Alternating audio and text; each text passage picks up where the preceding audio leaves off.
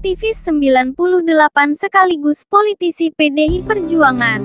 Adian Apitupulu bertemu dengan Menteri Agraria dan Tata Ruang atau Badan Pertanahan Nasional Hadi Cahyanto. Nah, pengangkatan mantan Panglima TNI Hadi Cahyanto sebagai Menteri ATR masih terus dipantau juga dan didukung oleh Jokowi. Hal ini juga terkait berita mengejutkan bahwa ada banyak sertifikat mengendap di kantor BPN selama bertahun-tahun. Aparat sendiri tidak bisa membereskan masalah ini jika masyarakat tidak turut serta mengawal. Dan sebelumnya diberitakan oleh FIFA.co.id, sejumlah barang bukti dan kejanggalan terkait praktik mafia tanah didapati polisi saat menggeledah kantor Badan Pertanahan Nasional atau BPN Jakarta Selatan.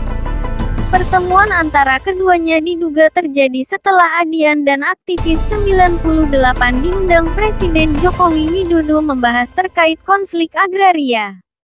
Pada Jumat tanggal 15 Juli tahun 2022 pekan lalu, Adian bersama aktivis 98 yang tergabung dalam Persatuan Nasional Aktivis 98 itu diundang oleh Presiden Jokowi ke Istana Kepresidenan Jakarta.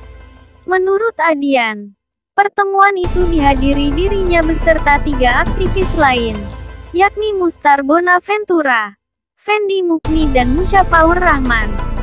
Dalam pertemuan itu Adian mengaku membahas terkait konflik agraria dan perekonomian. Di sisi lain, Presiden Jokowi menurutnya juga meminta aktivis 98 berkoordinasi dengan Kementerian ATR atau BPN dalam membantu persoalan tanah. Presiden juga meminta kami aktif mengkoordinasikan info-info terkait persoalan rakyat dengan kementerian termasuk Kementerian ATR atau BPN, ungkap Adian. TNI Angkatan Laut bisa dikadalin sama mafia tanah. Para mafia tanah berani pasang badan menyasar institusi TNI. Dan menurut Komandan Pusat Polisi Militer TNI Laksamana Muda Nazali Lempo, mengungkapkan lahan TNI Angkatan Laut itu mulai diklaim sejak tahun 1996. Dan saat itu lahan ini digugat oleh 7 pihak.